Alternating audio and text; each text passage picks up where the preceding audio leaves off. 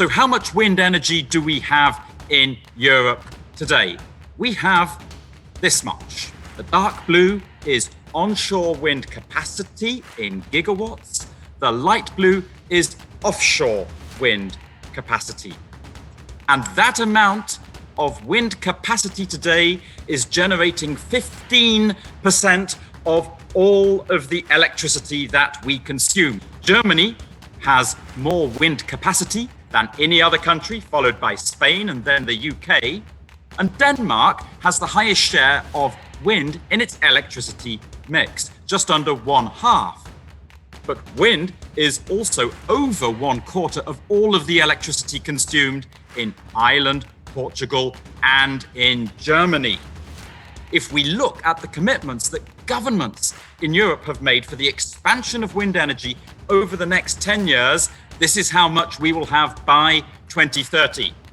Big growth in onshore wind, big growth in offshore wind.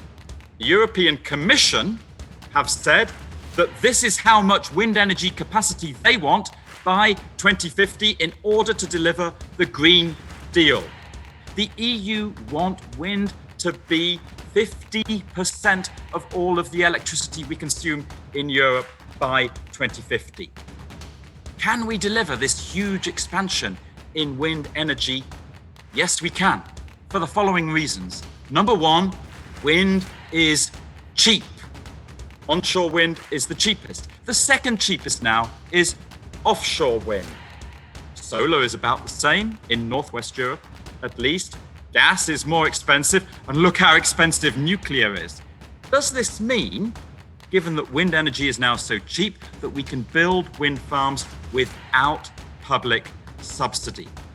Technically, yes, we can build them without subsidy. But what we do need from governments still are mechanisms that help to stabilize the revenues of wind farms. So the combination of grids, interconnectors, storage, demand response will help us, and increasingly is helping us, to manage the variability of wind energy. We do have two big challenges today that we need to tackle.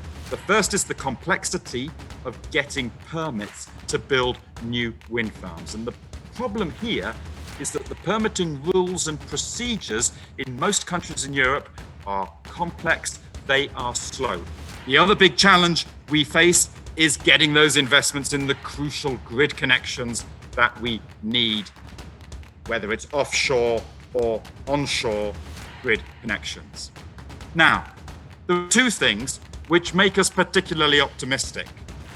The first is that increasingly consumers of energy want renewable energy. The second thing that makes us optimistic, particularly optimistic about the future, is the economic and social benefits that wind energy brings to Europe. Wind energy today contributes that amount to EU GDP. Every time we build a new wind turbine in Europe, on average, we are generating that amount of investment and economic activity.